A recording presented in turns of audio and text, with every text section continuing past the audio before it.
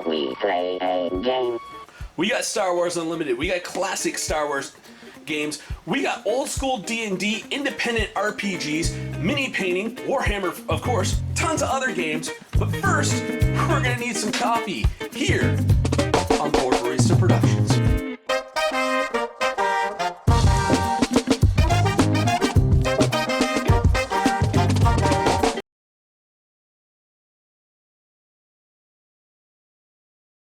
Hey everybody, welcome to another retro review. And look, we got Laura back with us again. Hey everybody. As of the airing of this episode, Tanya is on recovery from back surgery. So we're giving her a vacation while she heals up. That's a recovery. That's not a vacation. That's like sick leave. Oh yeah, we're giving her sick leave from the show just so she can recover, rest up. And yeah, so Laura's going to come back as our co-host for a while. Don't know how long it's going to last, but welcome back. Why, thank you. I was here last week, remember? Actually, you were here 2 weeks ago because we had Tanya's review of Flip aired true. last week. So. Okay, well, hi everybody. All right. Tonight we are doing Wyrd Science Volume 1. I know I was so relieved when we got through. Me and Tanya got through all the Dragon magazines. That I was like, I don't want to do a magazine ever again. But I found a really cool one, and I need to talk about it. Okay. Isn't it British? Yes, it is published in the UK. Does focus a good bit on UK gaming scene, but also a lot of the stuff that's around the world because one of the biggest wargaming companies is British Games Workshop, so a lot of miniature wargamers get that British influence stuff. Plus, I'm ethnically Canadian, which makes me a loyalist. Okay. Right. So, you know, but yeah, got this at Sisters in Christ Books record store, Which is a record store, used bookstore in New Orleans. Yeah.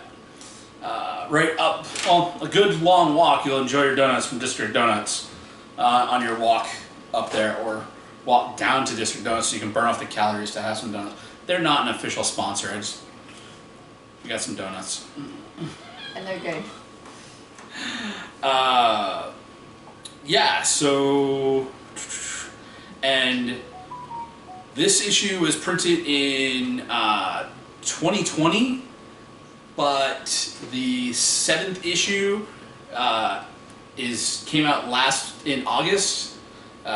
They've been working towards getting every 3 months they're going to have an issue coming out. Well, so was this somebody's COVID project? I think it was somebody's COVID project. They were putting it together and like, hey, I'm going to do this. And then life got in the way, and now it's actually like, I thought it was a dead magazine, and I only got the issues they had. Then I went online, I found out there was 3 more issues of it, so I have all the way through issue 7. Pretty cool. Yeah, and after reading the Playing at the World book, it's a 2-volume book that I'm going to get to once we get down these magazines. It talks about the history of D&D and its evolution, especially through the zines, the fan magazines, which this is continuing that tradition of. It's really given me a big appreciation for getting my hands on some fan zines, and possibly also there's a few out there that are still in publication. I'm gonna think about trying to see if I can get my name in some of these with some writing. So Yeah, that'd be pretty cool. that is really cool. I'm hoping after getting through issues 5 and 7, I'm going to write a letter to Wyrd Science, so you never know. That'd be very cool. Yeah. So you want to tell us about the articles inside? So for this one, I actually was doing good, and I picked out the key things that I wanted to talk about because there's a lot of information in this. So this kind of like, this issue really got me interested in a bunch of different games they talk about in here. there is a huge section talking about the state of gaming, with the 2020 lockdowns and stuff like that. So there's a lot of reflection on that in the magazine. There's a lot of cool articles talking about some really cool games I want to try out. The first game is 1,000-Year-Old Vampire. It's a really old vampire. Yeah. So I was telling you about this style of game. It's a solo RPG where you have some random tables you roll on for certain events and to give you different writing prompts. But it's pretty much just a journaling exercise, these solo RPGs, where you have your character, or you create your character, and then you live through their lives or their scenario they're in, and you basically write your own little, it's like a choose your own adventure novel, but you're the one that's writing it. Interesting. Actually, that's pretty cool. Yeah, 1,000-Year Vampire is on my list of one of the games I want to get in that style.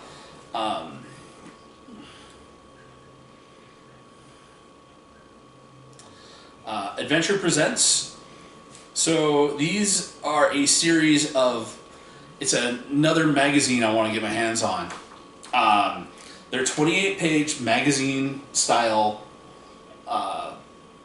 mini RPGs. Okay. Each of them is self-contained, so all the rules, character creation, monsters, whatever you're going to do, it's in 28 pages.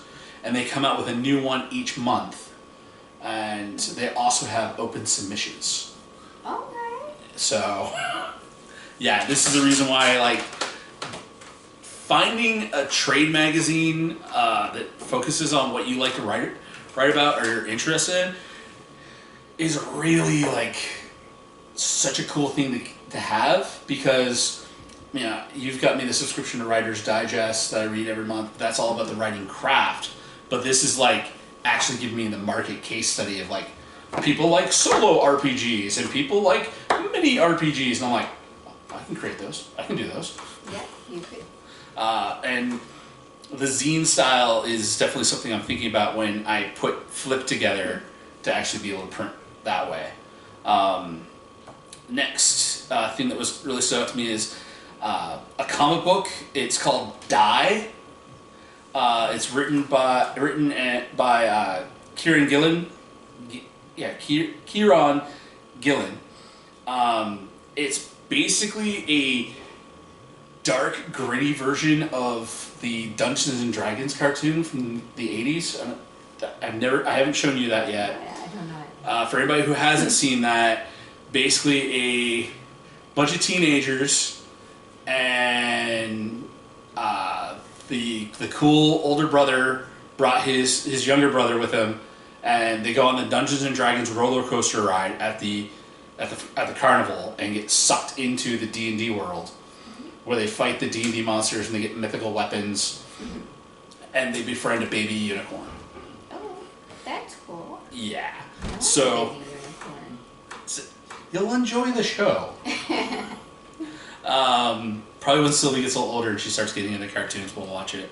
Yeah, that's cute. But his is a darker version where, your group of gamers get sucked into this horrible death is around any corner world that's shaped like a 20-sided die. And like apparently from what I was picking up from reading it, like each of the faces of the die is like a different campaign setting. So it's kind of like they keep adventuring to going to different stuff to find their way out. And he threw it, like, to make it dark and stuff like that. He's pulling a lot of influence from the Satanic Panic, and the DM, the guy who's running the world, is very evil and creepy. The dice that they find are actually magical items that they roll and have stuff happen. So I'm like, all right, this sounds like it. And as of when the magazine was printed, they were actually working on getting an RPG based off of the comic books to be created. Yeah, that's cool. The next game that this sparked my interest in is called Mork Borg. It is a Swedish role-playing. It's designed by a bunch of Swedish people. It's like very art punk page. Like the art in this game is like incredibly surreal and creepy and stuff like that. Like they have a human heart like photograph on the page where it talks about hit points. The rules are all like 1 or 2 pages, very minimum text, lots of surreal artwork all the way through it. It's very rules light, so it's easy to play, so it's not very complex and you get bogged down by the rules. And I'm like, I've heard, ever since that game's come out, I've heard other YouTubers talking about how cool it is. That it's like, I would like to pick, I want to check it out. I want to, just because I want to get some inspiration for like layout and all the ideas for Flip. And so to clarify, when you say human heart, this is not like the cute little Valentine heart. No, it's this actual is like muscle heart on a page. Organ. Yeah, and yeah, that's. And like, they actually set out. You'll enjoy this. They set out in that book to use every single every single font they could possibly use. That's interesting. Yeah, so it's very, like, it's an RPG book that's basically like an art book for like art and visual and writing and visual layout nerds. Yeah, that's very cool, actually. Next thing that stood out for me is it's 2 separate games, but they use the same system. It's called, one of them is called Escape the Dark Tower. Escape the Dark Castle. The other is Escape the Dark Sector. They use cards and dice to explore the fantasy or science fiction setting. Inspired, and the cards and the artwork is very inspired by the black and white drawings in the old 70s and early 80s RPG books.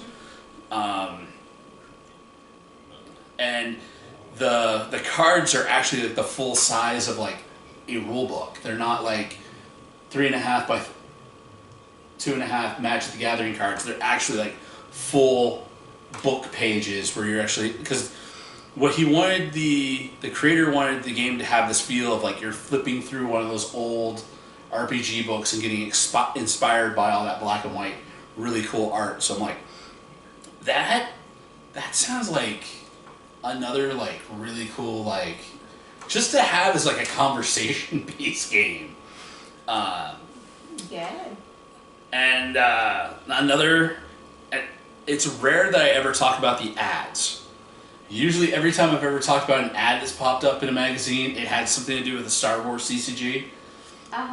Completely not related to Star Wars CCG. The ad in this magazine was for the book Appendix N, which is a collection of all short stories from every single one of the authors that Gary Gygax listed in the Advanced Dungeons & Dragons Game Masters book, to be like, this is what D&D is inspired by. You know, here's your source material, go read these and get an idea for what we're thinking of here. So what's the N stand for? Like, why? It was just appendix number N. Like, he had Appendix A, Appendix B, Appendix C. And he went all the way to He N. went past N. I think it went all the way to Q or R. And this one just happened to be N. N. Oh, And interesting. yeah, and it's really cool to look at the Appendix N stuff because it actually like explains a lot of the reason why like certain things in D&D are the way they are. Because we have seen, so about 1985, 1986 was when they created the Dragonlance campaign setting for D&D, and it caused D&D to have this whole like tonal shift.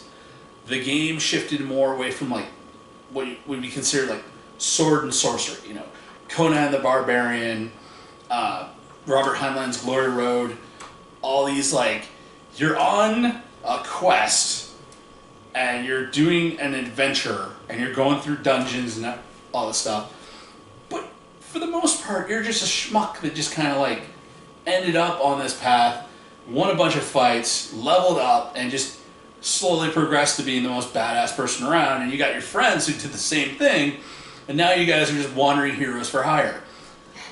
It went from being the game being focused on that when Dragonlance came out, it shifted the game to being epic fantasy. Because you have the War of the Lance, you have the dragons coming back and trying to take over the worlds, and you've got to rally the heroes and get to the point where you can lead an army to save the world. Dragonlance shifted D&D over into this epic high fantasy setting. Everybody wanted to have that same kind of campaign and do like a Dragonlance thing. They wanted to do, Lord of the Rings, and they wanted to do. Then when in the 90s and late 90s, early 2000s, when Game of Thrones stuff came out, after Lord of the Rings got really big, it just became like epic high fantasy. The Wheel of Time series, epic high fantasy, just became this thing, and D&D just morphed from being like your dungeon crawl gritty adventurers, which still persists today with murder hobos, but mostly you have murder hobos who are just guys that are going around killing anything that moves to get the treasure. And then you got like, I am on an epic quest to save my kingdom. Everybody wants to be Link from Legend of Zelda nowadays. Or murder hobos, or some combination of the two. Instead of like, dude, I want to play Conan. But that's really like Flip, right? That's Flip. Flip is just the everyman. It's the everyman, and I'm doing it sci-fi based and pulling a lot from 50s sci-fi books and 80s sci-fi movies, trying to get back into that kind of feel of an old school D&D type campaign setting where you're just an average person who gets wrapped up in an adventure instead of like the hero of destiny that's slated to save the world. Right. Yeah. And then another thing that really stuck out in this is they did an interview with an artist and talked about a bunch of his art books. The artist is Simon Stilskag. Yeah, Simon Stilskag. I'm probably pronouncing that name wrong. He just, at the time that the book was published, he just released his art book Labyrinth. So does this like have a labyrinth in it, or is it related to the movie, or? It's just like it's a wandering. So, yeah, Labyrinth tells the story of an alien invasion to steal Earth's resources, and the forces surviving humans underground to live underground in tunnels and stuff. So like underground labyrinth. Okay. And it's not really like, it's not a narrative book. It's an art book. So it's all done with photos. So he's gone to places and he takes a photo and then he does digital art to enhance it. His first book that broke through was Tales from the Loop, which is a TV series on, I want to say, Amazon. And then The Electric State was one that just came out recently on Netflix. Oh, it's another one of his. The Electric State, from what I understood, it was like, it had like a bunch of Muppets and like some. It looked really trippy and interesting. It was like one of those things where like, I'll watch this some night when we're having like a movie date night, and you're like, what do you want to watch? I'm like, I got something weird. Let's try this, but. Now I know this is based off of an art book and it's like a sci-fi thing. Yeah, I definitely want to check this stuff out. Yeah, that's a cool. It's just a cool. Medium, it is, and I really like. Next time we go to Sisters of Christ, I want to try to see if I can find one of his art books because they do have a huge selection of art books in there. They're just like from comic designers, graphic designers, films and stuff like that. Like they got just about everything cool when it comes to media in there. Yeah, it's a cool little book record store if you're ever in New Orleans.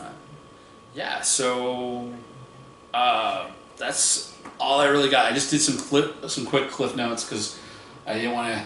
I knew I was going to have a bunch of explaining about the magazine, rambly stuff, so I tried to keep my notes tight this time around. No, it was good. So anything stood out that I talked about that got your interest? I mean, the art book thing, that sounds really cool. I think the Morkberg. Morkborg? Yeah, that one sounds cool. Yeah, so we'll keep an eye out for some of Simon's art books, and I'll keep an eye out for Morkborg. See if I can get that locally at one of the gaming stores around here. Probably might have to go to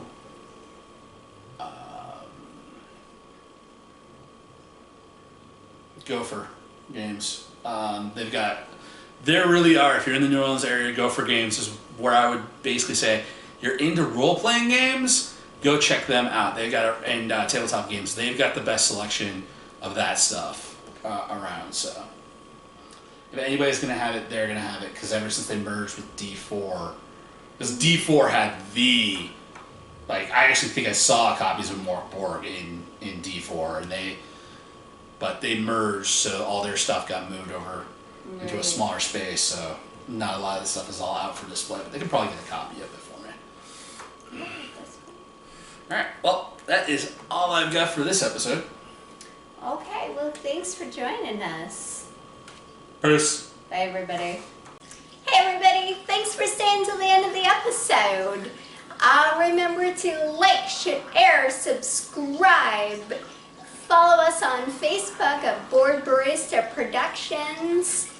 And if you want to support us, Patreon link at the bottom.